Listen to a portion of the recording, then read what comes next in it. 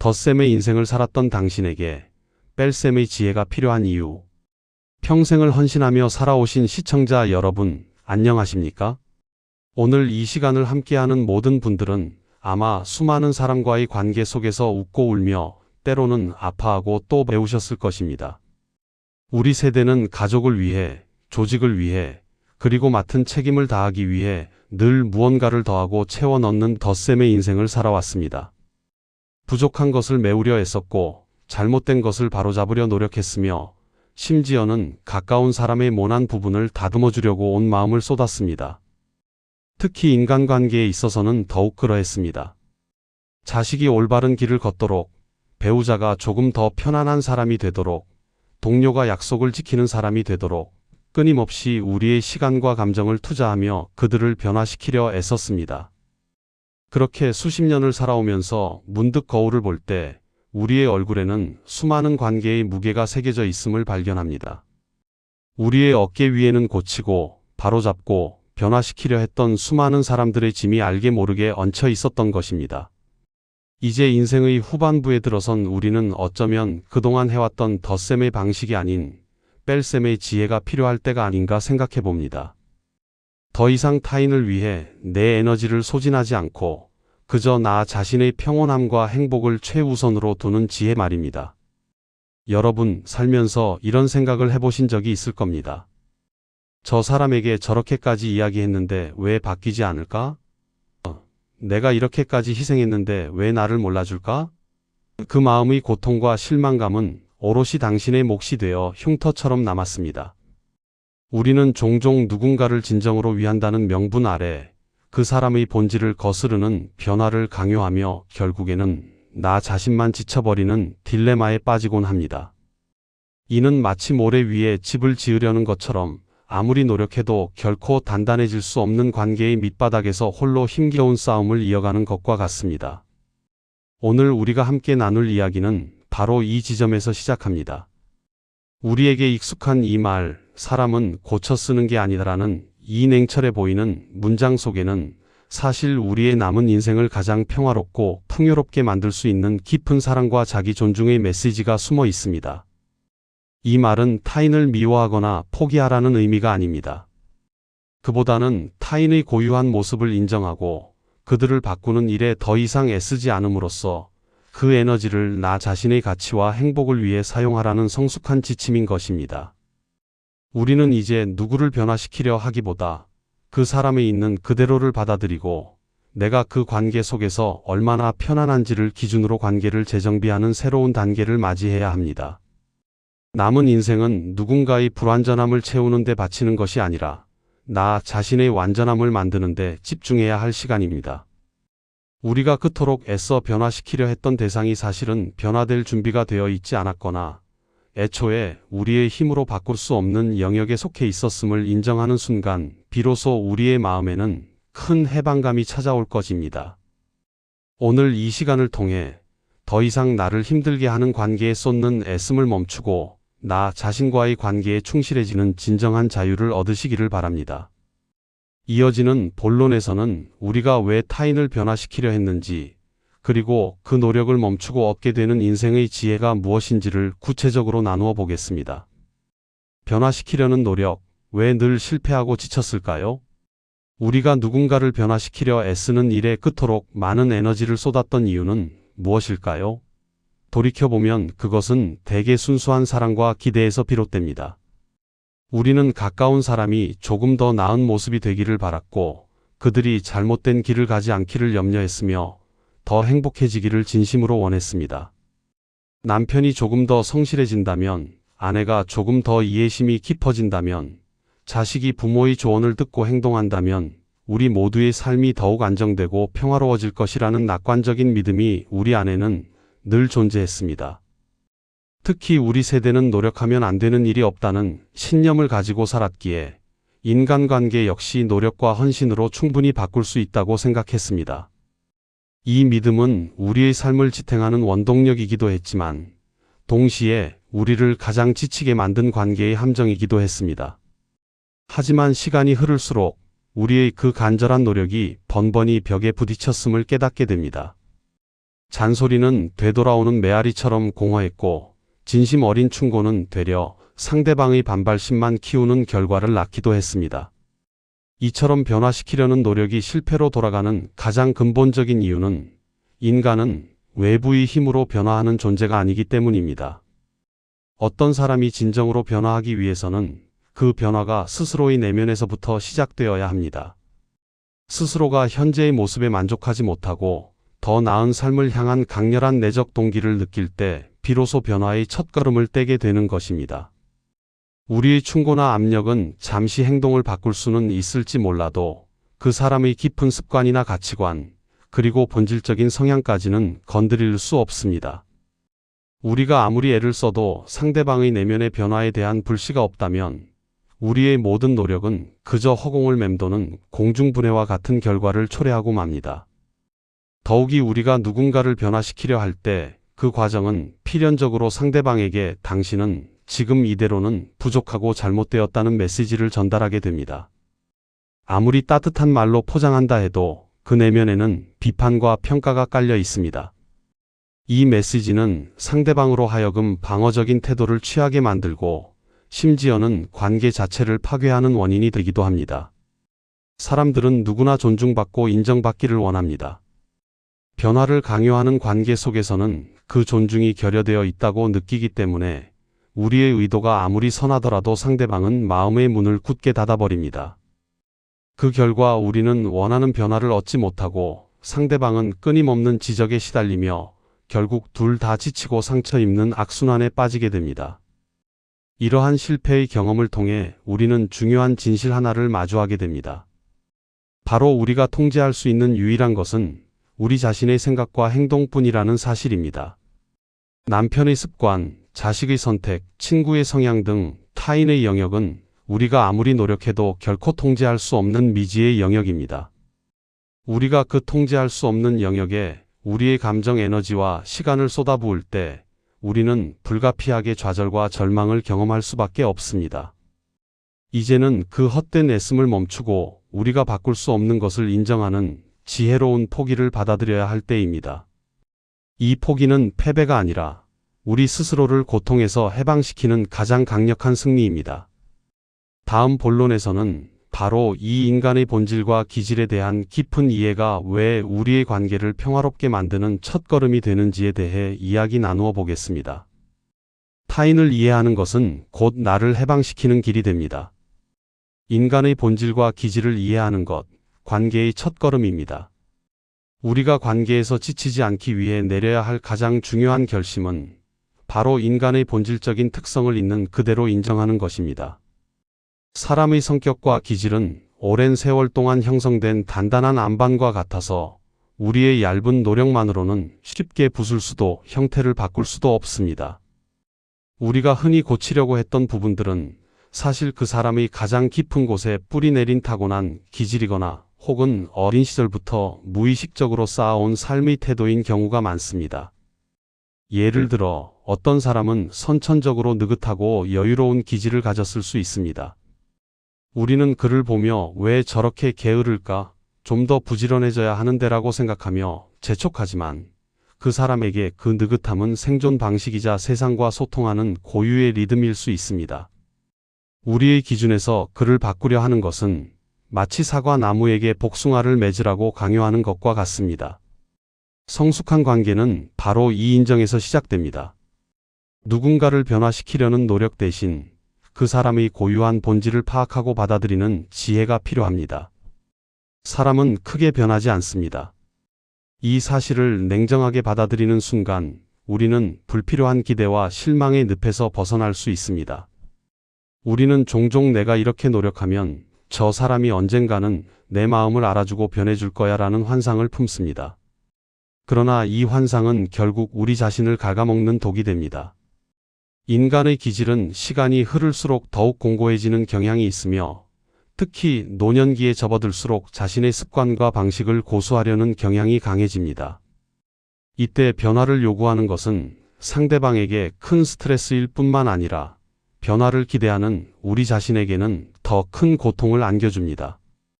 관계의 지혜는 가능한 영역과 불가능한 영역을 구분하는 것에 있습니다. 우리는 누군가의 매너나 표면적인 행동은 조언을 통해 바꿀 수 있을지 몰라도 그 사람의 근본적인 도덕성, 이기적인 성향, 혹은 세상을 바라보는 태도와 같은 핵심적인 가치관은 거의 바꿀 수 없습니다.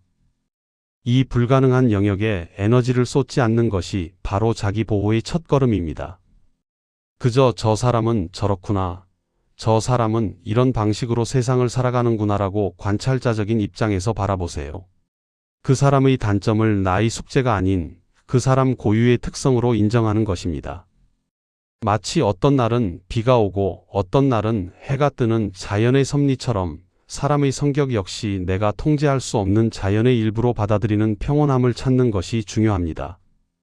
우리가 관계에서 진정으로 평화를 얻고 싶다면 타인에 대한 이해의 폭을 넓혀야 합니다. 그 사람이 왜 그런 행동을 반복하는지, 그들의 과거 경험과 환경이 어떤 영향을 미쳤는지를 깊이 있게 생각해 보는 것입니다.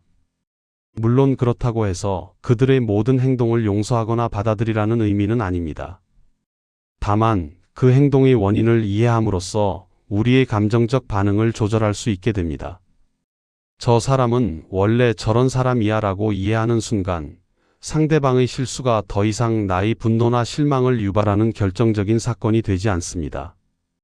대신 그저 예측 가능한 하나의 현상으로 여겨지게 됩니다. 타인의 본질을 이해하고 인정하는 것은 궁극적으로 우리 자신이 그 관계에서 얻는 상처의 깊이를 줄여주는 최고의 방패가 됩니다. 이제 다음 본론에서는 그 인정의 바탕 위에서 우리를 힘들게 하는 관계에서 어떻게 현명하게 한 걸음 물러설 수 있는지 그 거리두기의 기술에 대해 이야기 나누어 보겠습니다.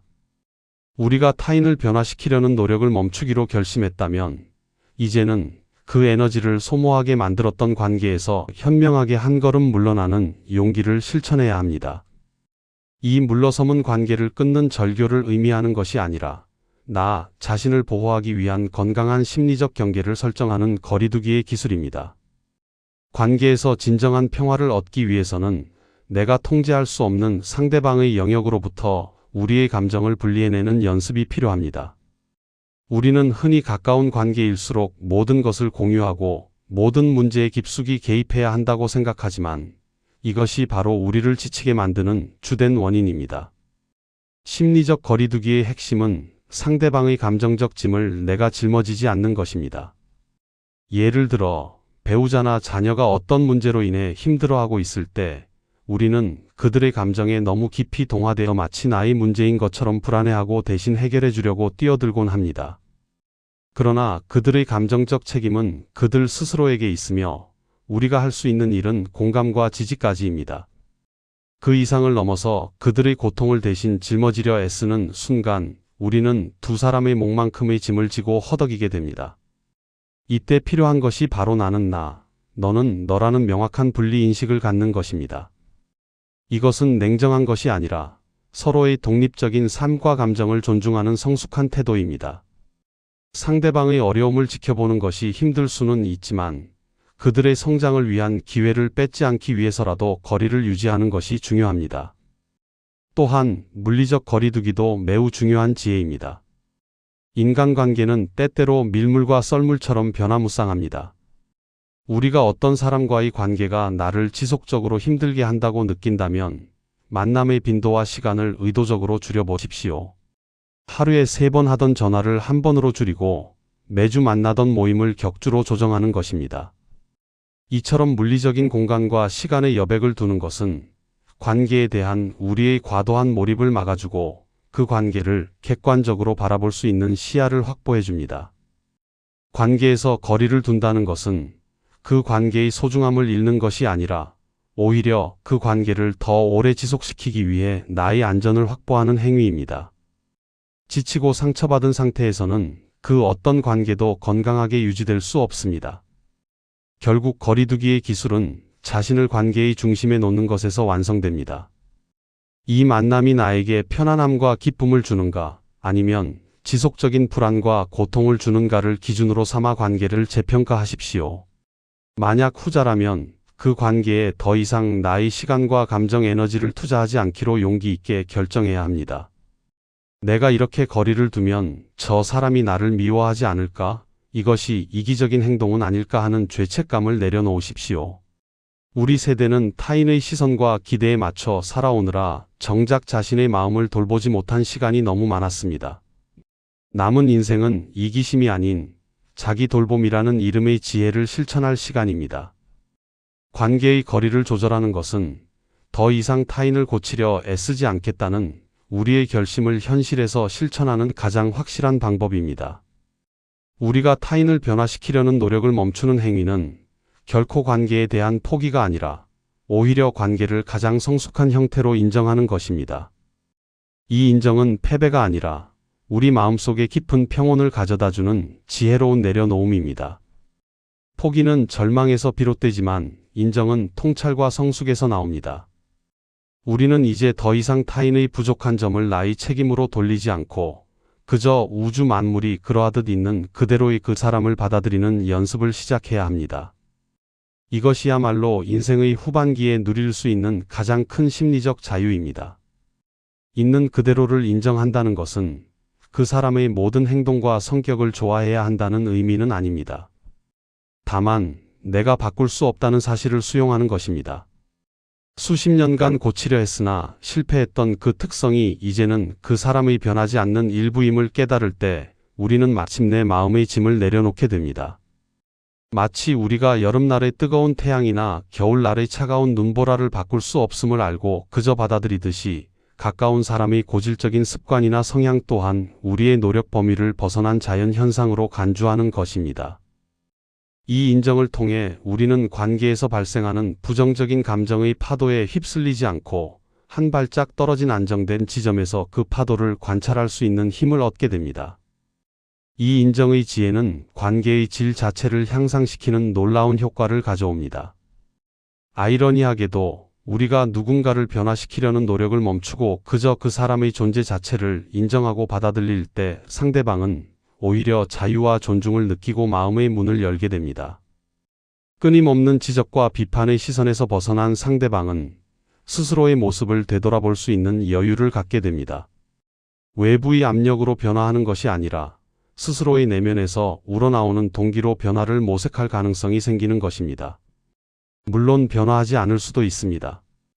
그러나 중요한 것은 그들의 변화 유무가 더 이상 우리의 평화에 영향을 미치지 않게 되었다는 사실입니다. 우리는 이제 그들의 변화에 기대지 않고도 스스로 행복해질 수 있는 길을 찾았기 때문입니다. 우리의 삶을 돌아보면 우리 자신도 누군가의 기대에 완벽하게 부응하지 못했던 순간들이 많았습니다. 우리가 우리 자신의 불완전함을 받아들이듯이 타인의 불완전함 또한 너그러이 수용할 줄 아는 성숙한 관용이 바로 이 인정의 핵심입니다. 더 이상 완벽한 관계를 꿈꾸지 마십시오. 완벽하지 않지만 서로의 존재를 인정하고 존중하는 충분히 좋은 관계를 목표로 삼으십시오. 이 인정은 우리에게 감정의 중립을 선물합니다. 과거에는 상대방의 작은 행동에도 분노하거나 실망했지만 이제는 그것이 그 사람의 본질임을 알기에 크게 동요하지 않습니다. 이 감정의 평온함이야말로 우리가 수십 년간 애써 변화시키려 했던 것보다 훨씬 더 가치 있는 인생의 보물입니다. 우리는 이 인정의 과정을 통해 타인에게 쏟았던 에너지를 회수하여 이제 마땅히 투자해야 할 대상인 나 자신에게 집중할 준비를 마쳤습니다. 에너지를 돌려받아 나를 위한 최고의 사람으로 만드는 법. 우리가 타인을 변화시키려는 데 쏟았던 그 엄청난 양의 시간과 감정 에너지를 이제 마침내 우리 자신에게로 돌려줄 때가 되었습니다. 우리는 평생 동안 가족과 직장을 위해 헌신하며 살아왔기에 정작 우리 자신의 내면을 들여다보고 돌보는 일에는 너무나 소홀했습니다. 마치 낡은 배터리처럼 방전되어 버린 우리의 정신과 육체를 이제는 다시 충전하고 그 에너지를 오롯이 나를 위한 최고의 자산으로 만들어야 합니다. 나 자신을 고쳐 쓸 수 있는 유일한 사람으로 인정하고 이 소중한 에너지를 어떻게 재투자할지 현명하게 계획해야 합니다. 가장 먼저 해야 할 일은 내면의 소리에 귀 기울이는 것입니다. 타인의 문제를 해결하느라 너무 바빠서 듣지 못했던 내 마음 깊은 곳에서 나를 힘들게 했던 감정들, 내가 진정으로 원했던 꿈이나 취미, 그리고 나의 건강 상태에 대한 솔직한 목소리들을 이제야 비로소 들어야 합니다. 그동안 억눌러 왔던 나의 욕구를 이기적인 것이 아니라 남은 인생을 행복하게 살기 위한 필수적인 요소로 받아들이십시오. 매일 잠시의 시간을 정해 눈을 감고 나는 지금 무엇을 원하는가, 무엇이 나를 기쁘게 하는가를 묻는 시간을 갖는 것만으로도 충분합니다. 이 과정은 마치 오랫동안 방치했던 정원을 다시 가꾸는 것처럼 시간이 걸리더라도 우리의 내면을 풍요롭게 만드는 가장 중요한 작업입니다. 다음으로 회수된 에너지를 자기 성장과 자기 돌봄에 투자해야 합니다. 이는 거창한 일이 아닐 수 있습니다. 그동안 미뤄왔던 건강검진을 받고 꾸준히 운동을 시작하는 것, 배우고 싶었던 외국어 강좌나 악기 연주를 시작하는 것, 혹은 마음이 맞는 사람들과의 의미 있는 독서 모임에 참여하는 것 모두가 자기 성장에 해당합니다. 중요한 것은 타인의 시선이나 기대와 상관없이 내가 진정으로 가치 있다고 느끼는 일에 시간을 쓰는 것입니다. 이러한 활동들은 우리가 타인의 변화에 일희일비하지 않고도 스스로 존재 가치를 증명하고 내면의 만족감을 채울 수 있는 단단한 기반을 마련해 줍니다. 내 스스로가 채워진 단단한 존재가 될 때 우리는 외부의 환경이나 관계에 쉽게 흔들리지 않는 평정심을 갖게 됩니다. 또한 이 에너지를 사용하여 긍정적인 관계의 재구성을 이루어야 합니다. 타인을 고치려는 에너지를 멈추는 대신 나에게 긍정적인 영향을 주는 사람을 찾고 그 관계에 감사하는 에너지를 투자하십시오. 나를 있는 그대로 인정해주고 함께 성장하며 만나고 나면 마음이 풍요로워지는 사람들과의 시간을 늘리십시오. 이는 관계의 양을 늘리는 것이 아니라 질을 높이는 것입니다. 이처럼 자신에게 집중하고 에너지를 현명하게 사용하는 것은 우리 스스로를 가장 신뢰할 수 있고 가장 사랑할 수 있는 최고의 친구로 만드는 과정입니다. 인생의 후반전에서 가장 중요한 것은 곁에 있는 누군가를 변화시키는 것이 아니라 나 자신이 가장 만족스러운 모습으로 존재하는 것입니다. 다음 본론에서는 변화시킬 수 없는 사람들과의 관계를 어떻게 현명하게 유지하여 우리의 평화를 지킬 수 있는지에 대한 구체적인 경계 설정 방법을 알아보겠습니다. 우리가 타인을 변화시키려는 노력을 멈추고 자신에게 에너지를 집중하기로 했다 해도 현실적으로 우리가 완전히 끊어낼 수 없는 관계들이 존재합니다. 가족, 오랜 친구, 혹은 어쩔 수 없이 마주해야 하는 직장 동료 등 이른바 고칠 수 없는 사람들과의 관계를 어떻게 현명하게 유지하느냐가 남은 인생의 평화를 결정하는 중요한 열쇠가 됩니다. 이러한 관계에서는 명확한 경계선을 설정하는 지혜가 필수적입니다. 경계선은 담을 쌓는 행위가 아니라 서로의 안전을 지키는 울타리와 같습니다. 첫째, 대화의 주제와 깊이를 조절하십시오. 고칠 수 없는 사람은 대개 그들의 고질적인 문제나 불만을 끊임없이 토로하며 우리의 에너지를 빼앗아가려는 경향이 있습니다. 이때 우리는 그들의 감정 쓰레기통이 되는 것을 거부하고 대화의 주제를 중립적이거나 긍정적인 방향으로 유도해야 합니다. 만약 상대방이 끊임없이 비난이나 부정적인 이야기를 시작한다면 그 문제에 대해서는 나중에 다시 이야기 나누는 것이 좋겠습니다와 같이 정중하지만 단호하게 대화를 끊거나 오늘은 날씨가 참 좋네요. 다른 이야기 좀 해볼까요? 라며 화제를 전환하는 기술을 사용해야 합니다. 그들의 부정적인 에너지가 우리의 영역을 침범하지 못하도록 대화의 수위를 조절하는 것이 중요합니다. 둘째, 도움의 범위를 명확히 규정해야 합니다.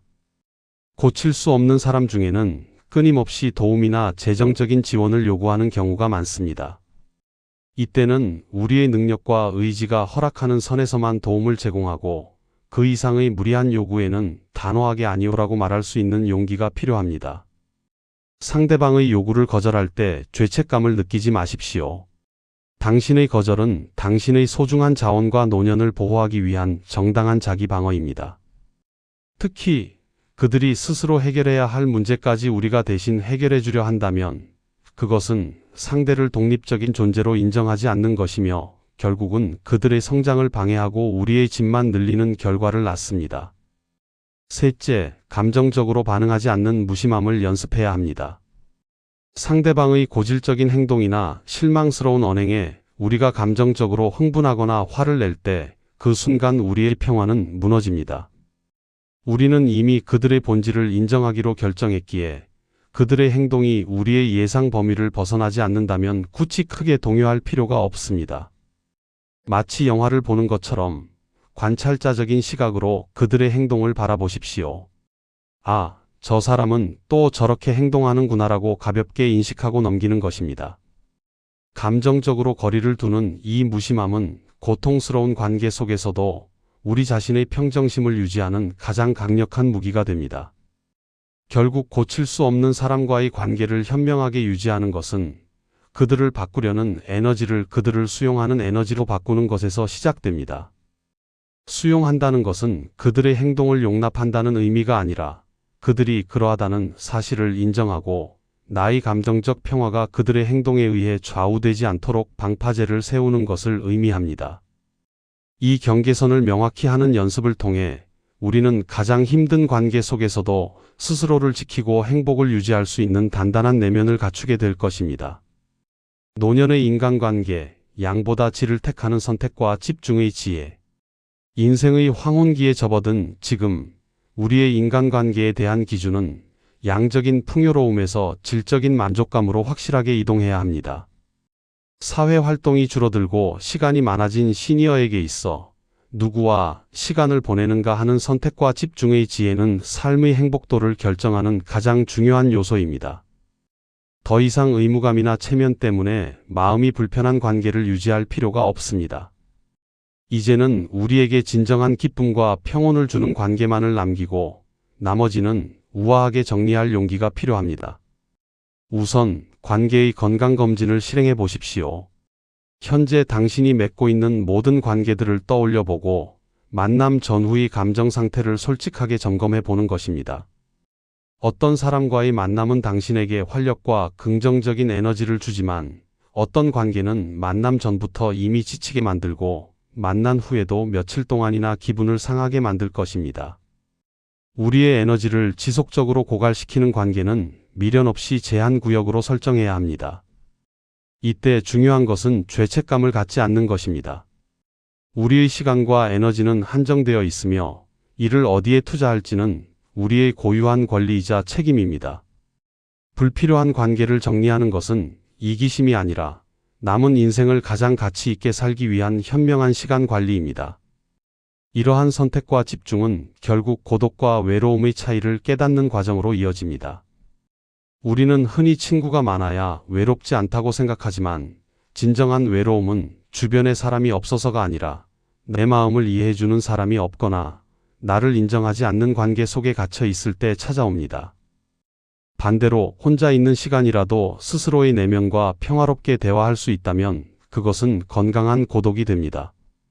노년의 지혜는 바로 이 고독을 두려워하지 않고 즐길 줄 아는 데 있습니다. 양적으로 많은 관계를 유지하려 애쓰는 대신 한 명의 깊은 친구, 한 명의 진정한 동반자에게 마음을 집중하는 것이 훨씬 풍요로운 삶을 선사합니다. 관계의 수를 줄이는 만큼 우리는 그 관계의 깊이와 진정성을 확보할 수 있게 됩니다. 또한 이 시기에 필요한 관계는 서로를 비추어주는 거울과 같은 관계여야 합니다. 서로의 부족함을 지적하며 고치려 애쓰는 대신 서로의 장점을 칭찬하고 격려하며 긍정적인 영향을 주고받는 관계입니다. 취미를 공유하거나 새로운 배움을 함께 추구하며 삶의 후반전에 대한 희망적인 비전을 나눌 수 있는 관계를 의도적으로 구축해야 합니다. 이러한 관계들은 우리의 정신적인 건강을 지켜줄 뿐만 아니라 우리가 끊임없이 성장하고 발전할 수 있는 동기부여의 원천이 됩니다. 인간관계는 더 이상 우리의 짐이 되어서는 안 됩니다. 이제는 우리에게 날개를 달아주고 더 높이 날아오를 수 있도록 도와주는 삶의 축복이 되어야 합니다. 이 선택과 집중의 지혜를 통해 여러분의 노년이 진정한 평화와 만족감으로 가득 채워지기를 바랍니다. 삶의 후반전에 만나는 진짜 좋은 사람을 알아보는 안목. 우리가 타인을 변화시키려는 노력을 멈추고 자신에게 집중하며 관계의 폭을 줄이기로 결정했을 때 우리에게는 새로운 관계를 맺을 수 있는 여유와 안목이 생겨납니다. 이 안목은 남은 인생을 함께 걸어갈 진짜 좋은 사람을 정확하게 가려낼 수 있는 중요한 지혜입니다. 젊은 시절의 관계는 종종 이해관계나 사회적 필요성에 의해 맺어지기도 했지만 노년의 관계는 오롯이 마음의 평화와 성숙한 교류를 목적으로 해야 합니다. 그렇다면 이 시기에 우리가 만나야 할 진짜 좋은 사람은 어떤 특징을 가지고 있을까요? 첫째, 진짜 좋은 사람은 있는 그대로의 나를 인정해주는 사람입니다. 우리의 과거의 성공이나 실패, 현재의 경제적인 능력이나 사회적 지위와는 상관없이 나의 고유한 존재 자체를 존중하고 사랑해주는 사람입니다. 이들은 나를 고치려 하거나 나에게 무언가를 기대하며 압박하지 않습니다. 그저 내가 어떤 모습이든 간에 당신은 이대로 충분히 가치 있는 사람입니다라는 메시지를 은은하게 전달해주는 사람입니다. 이러한 관계 속에서는 우리는 가장 편안하고 진정한 나 자신의 모습을 드러낼 수 있으며 에너지를 소모하지 않고 오히려 충전받을 수 있습니다. 둘째, 진짜 좋은 사람은 나와 함께 성장하려는 사람입니다. 이들은 긍정적인 가치관을 가지고 있으며 자신의 삶을 끊임없이 배우고 발전시키려 노력합니다. 그들과의 대화는 과거에 대한 불만이나 타인에 대한 비난이 아닌 새로운 지혜, 새로운 경험, 새로운 가능성에 대한 기대로 가득합니다. 그들은 나에게 새로운 취미나 배움의 기회를 제안하며 나의 성장을 진심으로 응원합니다. 이러한 사람들과 함께할 때 우리는 나이가 들어도 여전히 생동감 넘치고 의미 있는 삶을 살고 있다는 기쁨을 느낄 수 있습니다. 만남 후에 항상 내가 더 나은 사람이 된 것 같다는 느낌을 준다면 그 사람은 분명 당신에게 소중한 사람입니다. 셋째, 진짜 좋은 사람은 나의 경계선을 존중해주는 사람입니다. 우리가 설정한 심리적, 물리적 거리를 함부로 침범하지 않으며 내가 아니오라고 말할 때 그것을 존중하고 받아들입니다. 그들은 나의 시간과 감정 에너지가 소중하다는 것을 알고 있으며 그들의 요구 때문에 내가 무리하거나 희생하도록 강요하지 않습니다. 이러한 존중은 관계의 안정성을 높여주며 우리는 그들과 함께 있을 때 가장 안전하고 보호받고 있다는 느낌을 받게 됩니다. 결국 우리가 타인을 변화시키려는 노력에서 해방되었을 때 우리의 내면은 비로소 진정한 관계의 가치를 측정하는 정확한 저울을 갖게 됩니다. 그 저울은 저 사람이 나에게 얼마나 도움이 되는가가 아니라 저 사람과의 관계가 나의 평화와 행복에 얼마나 기여하는가를 측정합니다. 이제 우리는 더 이상 누군가를 고치려 애쓰지 마십시오.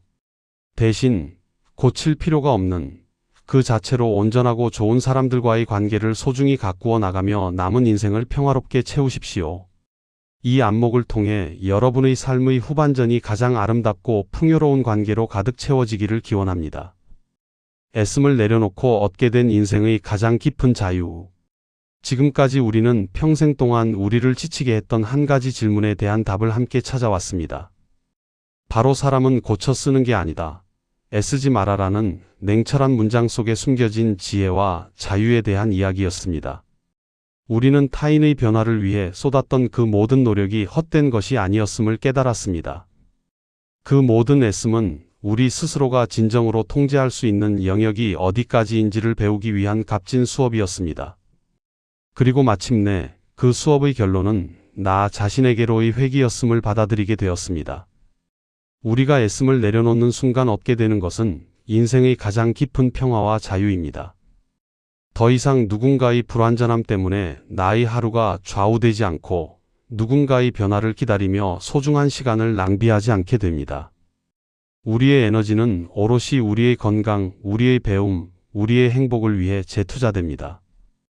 이 자유는 고독한 해방이 아니라 나 자신과의 관계가 가장 견고해지는 순간에 찾아오는 충만한 안정감입니다.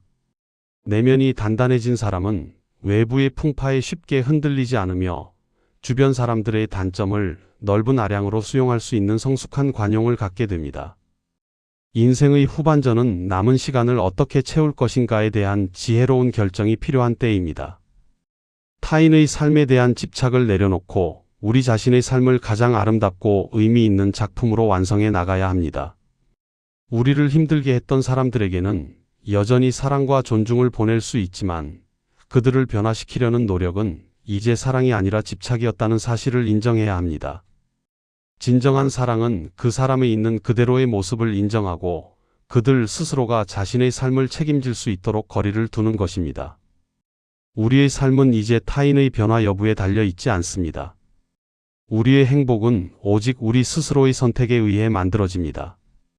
애쓰지 않음으로써 우리는 진정한 자기 존중을 실천했고, 그 결과로 우리를 있는 그대로 인정해주는 진정한 관계들을 끌어당기게 되었습니다. 이 지혜를 통해 여러분의 남은 삶이 고통과 실망이 아닌 평화와 감사로 가득 채워지기를 진심으로 기원합니다. 앞으로도 삶에 도움이 되는 이야기를 전해드리겠습니다. 구독과 좋아요로 응원해 주시면 큰 힘이 됩니다.